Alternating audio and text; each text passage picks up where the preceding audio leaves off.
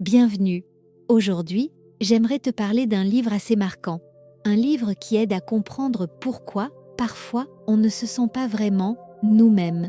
Il s'intitule « Les 5 blessures qui empêchent d'être soi-même » de Lise Bourbeau. C'est un ouvrage que j'ai trouvé à la fois très simple et profondément éclairant, parce qu'il parle de ce qu'on porte tous en nous, sans toujours s'en rendre compte. Ces petites blessures émotionnelles, héritées de l'enfance, et qui continuent d'influencer beaucoup plus de choses qu'on ne l'imagine.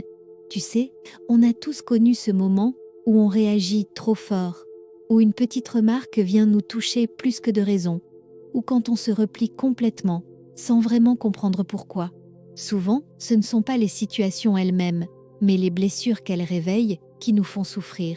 D'après Lise Bourbeau, il y en aurait 5 principales: le rejet, l'abandon, l'humiliation, la trahison et l'injustice.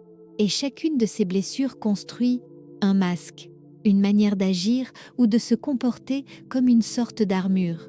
Par exemple, quelqu'un qui porte la blessure du rejet va avoir tendance à fuir, à se retirer, parce qu'au fond, il a cette peur d'être à nouveau mis de côté.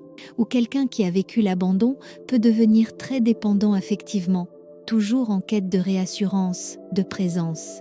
Et ce que j'ai trouvé fort dans ce livre, c'est cette idée que ces blessures se forment très tôt, souvent avant 10 ans.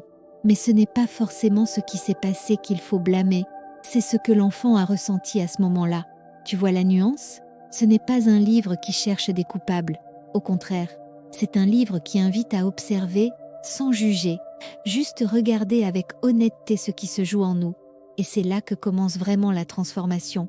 On commence à remarquer ces schémas. Parfois, on se surprend à dire « Ah, je me comporte comme ça » parce que j'essaie d'éviter cette douleur-là. Et progressivement, on peut commencer à poser un choix.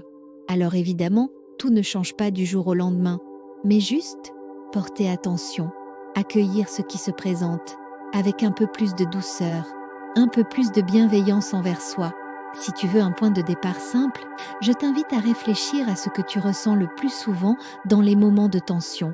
Est-ce que c'est de la peur, de la colère, du dégoût? Et demande-toi, d'où est-ce que ça pourrait venir? Quelle blessure essaie de se défendre là? Et tu verras, avec le temps, cette simple observation crée déjà beaucoup de changements. Merci d'avoir été là. Si tu as trouvé ce partage utile ou apaisant, je t'invite à t'abonner ou à laisser un petit « j'aime ». Ça permet à d'autres personnes de découvrir ce contenu aussi. Et si tu veux continuer à explorer ce chemin de connaissance de soi, n'hésite pas à activer la cloche. Comme ça, on pourra avancer ensemble. À bientôt, prends soin de toi.